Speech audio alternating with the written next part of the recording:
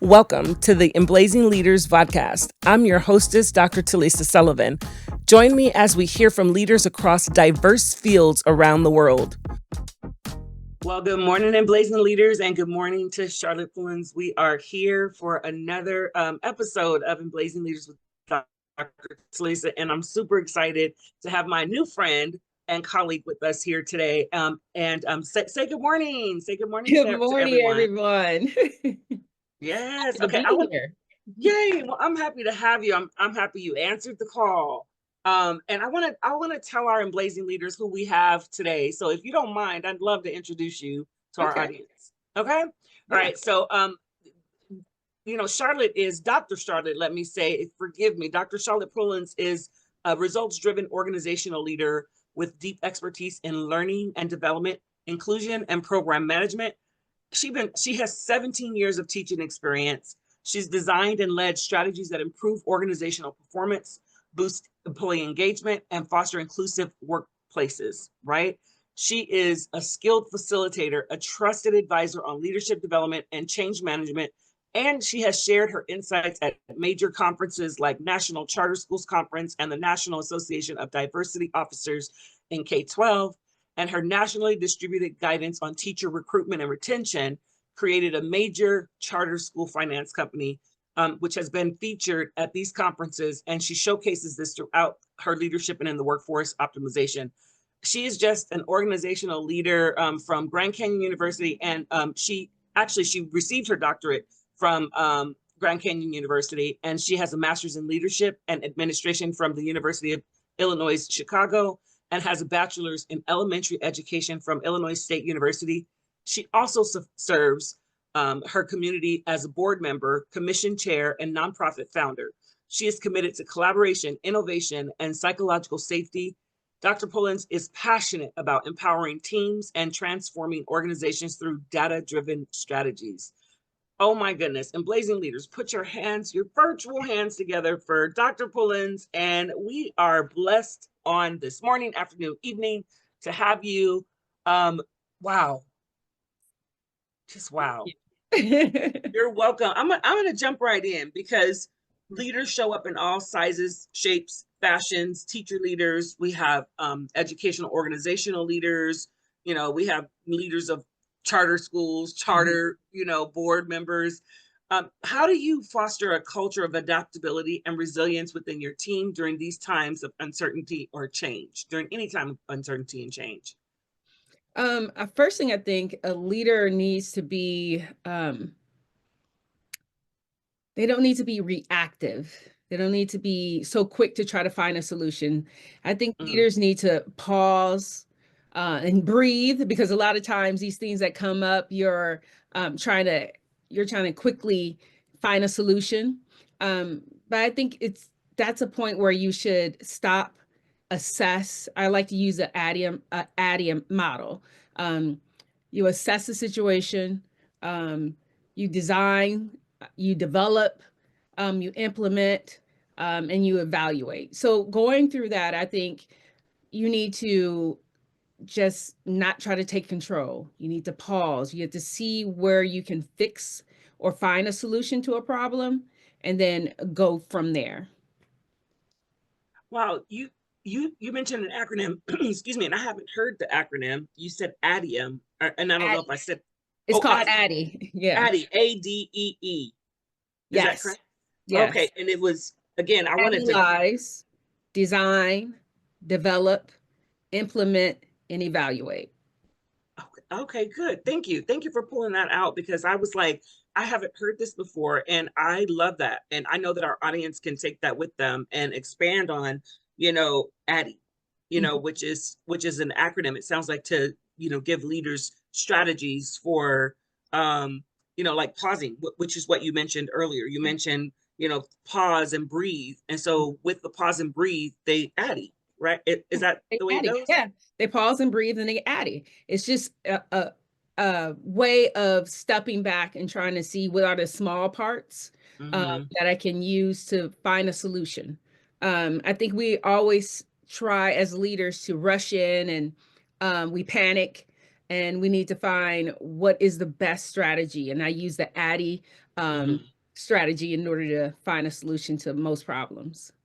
Wow, that's pretty cool. I haven't heard ADDIE, and I want to be able to I want to be able to break that down at one point. Maybe not today, but I definitely want to break it apart so that I can actually ADDIE, because I'm wondering how. Let me see how I would ADDIE. Pause, breathe, and then I would assess the situation, and then I design a solution. Is that what I'm doing? I Yep. design a solution, and then You I implement develop, that solution, you and develop then this, then you mhm. implement it, and then you Okay. evaluate to see if that solution actually worked. And if it doesn't, just go back.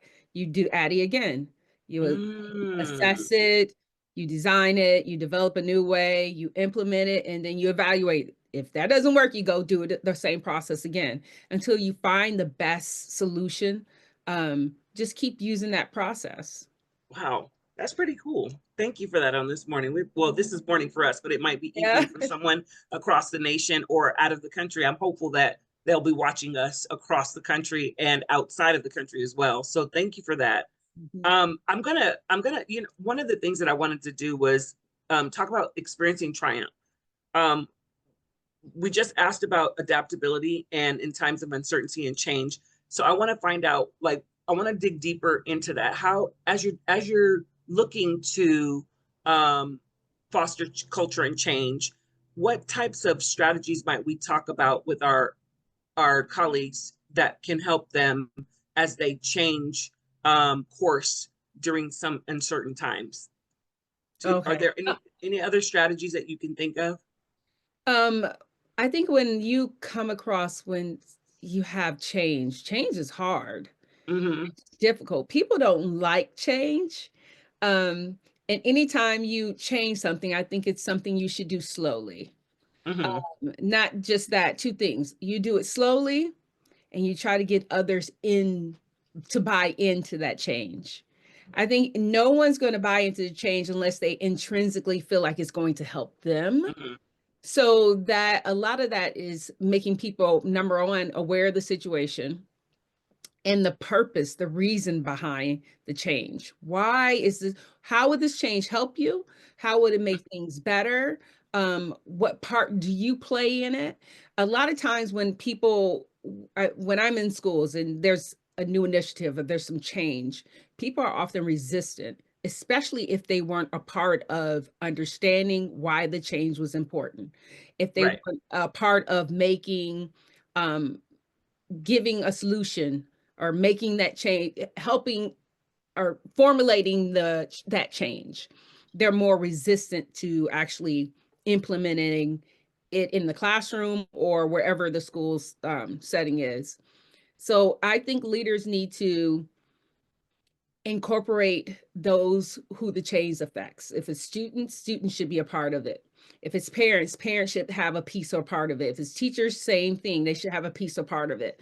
Because if not, that you're just implementing blanket change and they don't understand the why, they don't see the value, it's not going to happen. It's not going to be effective. They're usually times they're going to be very resistant. Mm-hmm. And if you're going to change something, you need to incorporate people's ideas, incorporate how they feel, make sure they're aware of the reason behind the change, why, how is this going to help them? That's where I like to start when I implement any change. Well, thank you. And one of the things that I'm hearing, and I'm going to give people the word for that we often use, is inclusivity, Mm-hmm. right? You Yeah. mentioned incorporating teachers. You Yeah. mentioned incorporating the students, the parents, the families, for them to buy in. Yeah. We want to have their voices, include voices in on whatever solutions that we're coming to, or whatever type of decisions we might be making. We want to incorporate the voices of the people who are going to be impacted. That's what I heard. 100%. That's kind of what Mhm. I've heard. That's Yeah, what that I heard you exactly were what you saying. heard. Mm-hmm. Yeah, that's Exactly. brilliant. I think our emblazing leaders need to hear that, because oftentimes we end up in an organization or in a place where people are just making decisions because they think it's the best thing, and they haven't even asked the staff or the students. They just make the change. Oh yeah, I talk to tons of teachers who say the same thing. Oh, I don't know why they're doing this. They're just making us do this for no reason. So that's a disconnect. That means you as a leader have not explained the change, you have not incorporated the change, you have not um, told them exactly what it was for and how it would help them. You're just saying, hey, here's the change. Yeah. No one likes that. No one's going to Right. buy into that. And a lot of times teachers won't do what you ask them to do because they don't understand why it's important. They see the way they've been doing it as the right way because no one's told them that's the wrong way and showed them that's the wrong way and actually walk them through the process of why this other way is better for them and how it's going to help them.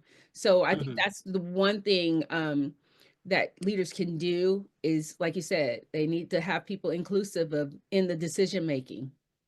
Yeah. And that's one of the things with leadership, that we have the opportunity to give people a voice. One of the reasons why I actually went into leadership position is to be able to give a voice to the voiceless and to give that space for people to be included in on decisions that impact them. So I appreciate your insight on that on this day. So I'm gonna like shift a little bit just because I want to talk a little bit about advancing in careers, right? What I mean, and this is important to me. And actually, I've been doing the Emblazing Leaders for a little bit of time now, and I've had some amazing people on. I have some of my amazing mentors on. What role does mentorship play in your professional development or growth, and how do you seek out or provide mentorship opportunities to others? So maybe we could start with how do you seek out mentorship? Maybe we Oh, start there. mentorship is so important. I mean, Mhm. I even did part of my dissertation was about mentoring and how important mentors are to teacher self-efficacy. Um, mentoring is transformational. Mhm. I mean, it's taking a caterpillar and making them a butterfly. It's Mhm. someone who's giving you the support that you need, someone who's guiding you and helping you. I have several mentors. I have mentors in different sections of things I want to grow in leadership, um, in relationships. Your mentors should be, you should pick them according to what kind of support you need. Um, but my mentors, for me, there's two things. They allow me to see my possibilities, and they also push me. Mm. A good mentor will push you. A good mentor is someone who you can have informal conversations with, someone who is honest with you. Mhm. Definitely need someone who's honest with you.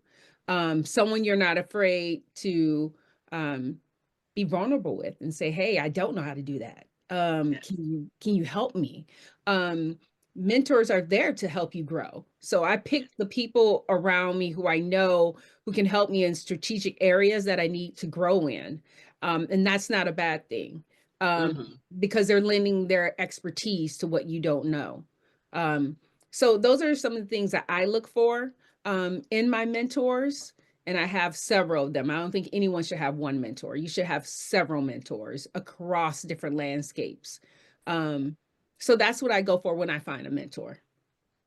That's cool. As you were talking about the mentorship and how you, what you look for in a mentor, I couldn't help but think about our emblazing leaders out there that don't really know or understand how vital it is to have a mentor that can help you grow, that can help push you in different directions. And I actually appreciate hearing you say that you have multiple mentors and that you have them across different sectors. Like you have someone who might be a mentor that's going to help you. And you talked about relationships, you talked about work, those types of things. And so I appreciate that. And I'm gonna like dig deeper and say like how do you pour in? Like I want to ask, like how do you, like when people come to you for mentorship, like how do you respond to that? Or what do you offer in, as a mentor? One thing, I'm honored when someone says that they want me to be a mentor. That means they see something in me that I have not perfected, but I can train them or help them in. Um, I like to be an authentic mentor. I like to Hmm. really be someone you can talk with, someone you can have a great conversation with, someone who is leading you towards growing more in what you need help with.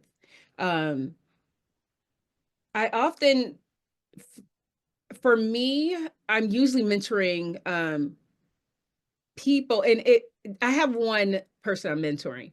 And you would think she would offer me more than I would offer her, but I offer her a certain things that she doesn't have. Even though she's further along than me, she's more successful. There's still something that I possess that she has said to me, I need you around me because you have a certain, you have something I'm missing. And that's an honor to see that I can help someone else relationally find, move further, even though they're further ahead in their career.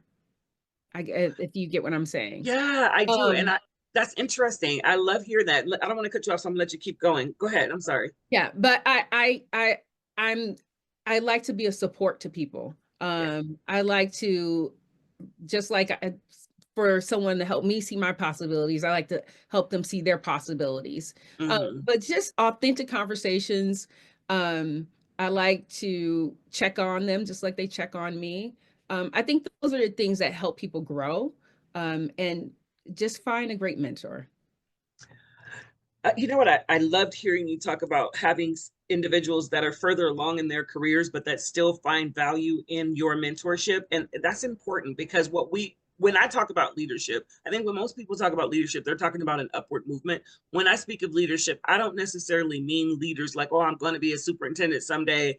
It means that I'm going to be a leader in my own sense of success, wherever that takes me. It could be, leading in an organization that I'll say values hierarchy, but it also could be mean leading in an organization that values leaders that are able to exude the servant leadership qualities and skills that will take an organization where they need to go, whether it be a teacher leader, whether it be a superintendent, it could be the lead custodian, it could be the lead campus security. It doesn't, like the lead office, management, manager, or whoever that might be.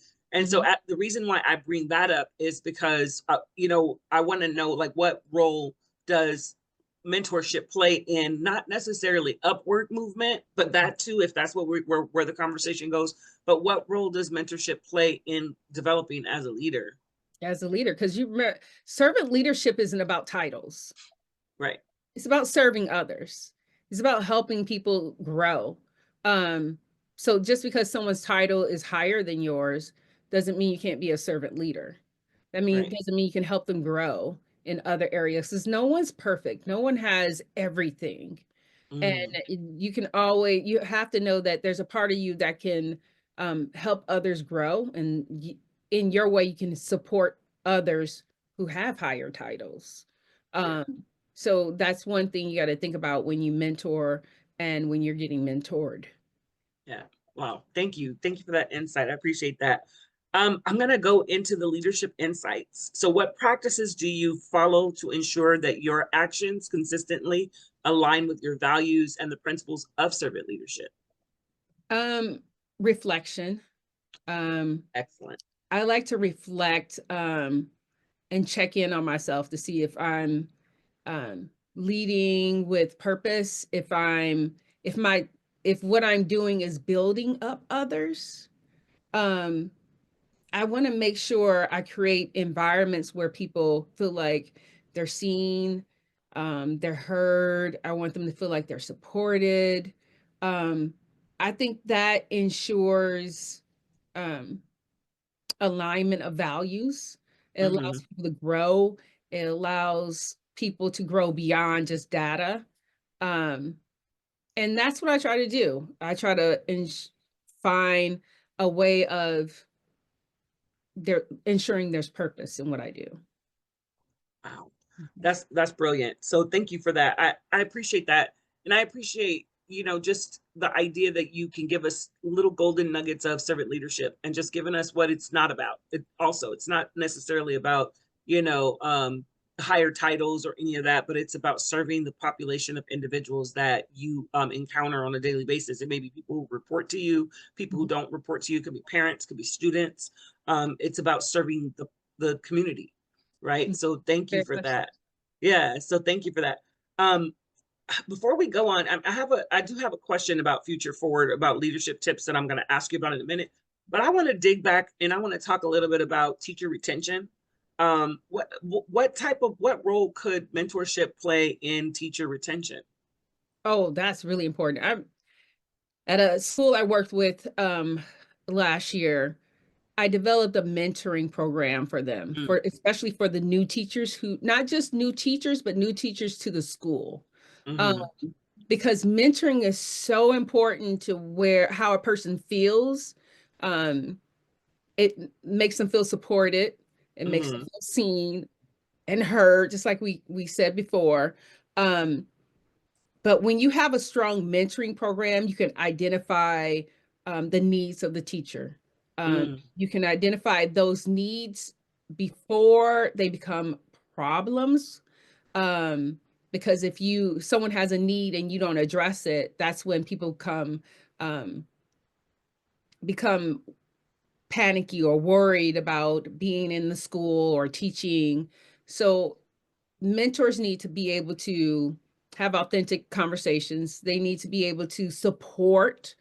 They have to be people who can help their mentees along and grow. mm, So those programs usually are so influential to if a person stays at your school or not. It could be the difference of you finding a new teacher next year or this person staying at your school for a number of years. So mm-hmm, mentors are always important for a school. They're the foundation for when there's new teachers coming in, be they new from student teaching or new to your district. You mm-hmm. have to, and you also have to pair them with someone who's not compatible, but someone who can actually help them grow. It's someone who they can talk to, someone they're comfortable with. So not only just a lot of people just, okay, we're just going to pair you with you, but that's not a good Yeah, fit. Um, right. we need to find someone who fits with that person, who can speak with that person and gel with them, if you get what I mean. Someone Mm-hmm. they can learn from and actually be okay. Yeah. Um, but mentoring overall is what helps people. It's what's going to keep your teachers. It's what's going to build their teacher self-efficacy, how they feel Mm-hmm. about teaching. It's going to be the person who holds their hand for a little bit and say, hey, this is how our school runs. This is what I want to tell you about our culture, about our climate. This is how I can help you. Um, that's important. That's important to retention for any school. So Yes. if any school leader is listening, I really suggest that you create a positive, strong mentoring program and Mm-hmm. that lasts not just the first year that they're there. Keep that mentor going with them so they can build that foundation, that relationship. I love that. I love that you actually talked out there to our Emblazing leaders and you invited them to create or establish or enhance a positive mentorship program for teacher retention. I'm going to dig a little bit deeper too, because while I have my own idea of what might be good, I want to hear your expertise. And does this mentor have to be, or can you elaborate on whether or not the mentor has to be in the same subject area if they're high school, or if they need to be in the same grade level if they're in elementary or middle? Can you elaborate on that a little bit for our You know, Emblazing leaders? what I like is that it doesn't have to be apples for apples. Okay. Some people can, it's personality has a part in it. Um, because just because someone is in the same grade level as the person doesn't mean they're a good mentor. They Okay. might know the content of that grade or that subject, but it doesn't mean that they're a good fit for that person. Okay. Um, I like to find someone who you think you have a little bit in common with, Hmm. just to start out, just Okay. to develop that relationship. Um, but you'd be surprised. Sometimes you think they have nothing in common, but they really mesh well together. Um, I had a mentor who I would never have thought we would be as close as we are, but we are super close. That's And there are different, different in a lot of different ways than me, but it works. It works. And I'm so glad I have that mentor. But don't be afraid to switch mentors too. A lot of people forget about that. Okay, you might have a mentor that works for you now, but they might not work for you later. It's Right. okay to switch. It's okay to find someone else. And it's okay if a school leader pairs people up and then find out that wasn't a good fit. Well, that's fine. Find somebody else. Or just wait, because what happens is that when the person comes into your school, they will develop relationships with people. Right.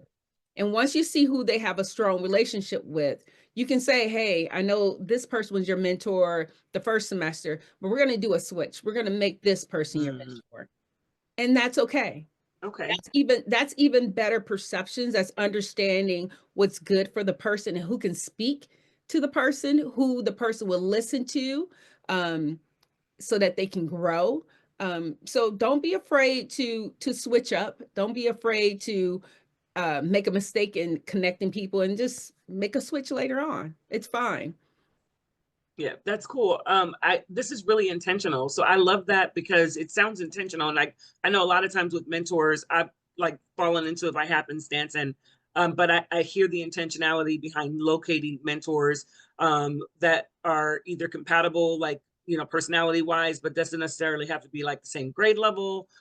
So I think that that's super, super important to call out to our Emblazing leaders out there. I think the other thing that that really resonated with me as you were talking about mentorship was I was thinking about one of my mentors, and you mentioned that you might not necessarily have something in common with the mentor or whatever.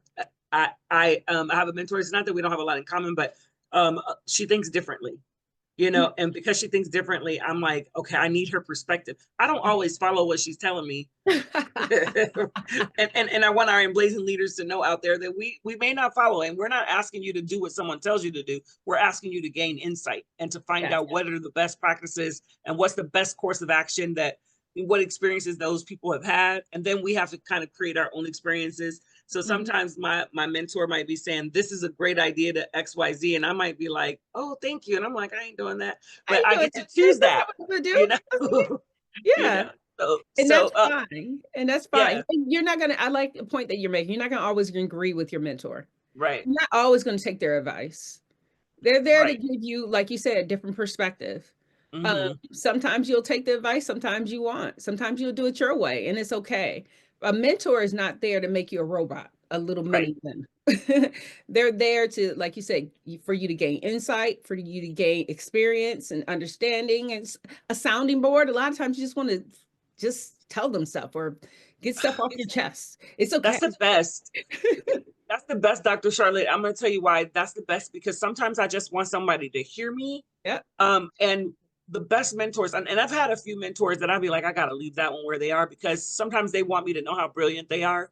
Yeah. And that's not the point of mentorship. The point of mentorship is not, and I want our Emblazing leaders to know that, because our novice, our new people that are coming into any field that are looking to, you know, to grow and learn, sometimes they might think that having someone who's the biggest, the brightest crayon is the one that they want to, oh, they're so smart, they tell me what to do. They're the best. But yeah, that's not the best mentors are the ones that show you how brilliant you are. And that is by asking the right questions, by giving you an opportunity to fail forward and to support you as you do, and to tell you that it's okay, that didn't work, but that's okay. That doesn't mean that the next time it won't work.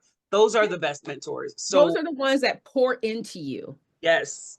Yes. They don't sap you dry. They pour into you. Yes. And they try to see your perspective on things and say, okay, well, I see your perspective. What about this? What about this? They're throwing stuff out to help you find your best self and who you are, and figure out your decision-making processes. That's what mentors do. Yes. Yes. Thank you. Okay. So it's hard to believe, but we're almost at our time. But I do have another question for you. I want you to just give our Emblazing leaders one leadership tip that they can utilize, that they can implement, or that they can just listen to and decide to do or not. What would you give our Emblazing leaders today? Any leadership tip? I would have to say the best thing one of my mentors said is know your why. Be grounded in why you're doing stuff. And knowing your why allows you to be more authentic. It allows you to know your purpose. It allows you to work in your purpose and stay rooted in the reason why you're doing things. Don't let other people change your why. You're in command of what the things that you want to happen. Yeah. Wow. So that's what I would say. Know your That's why. brilliant. Know your why and just be in control of your why and don't let people change your why. This has been very insightful. I'm super excited to have you on. I'm super excited that we are connected.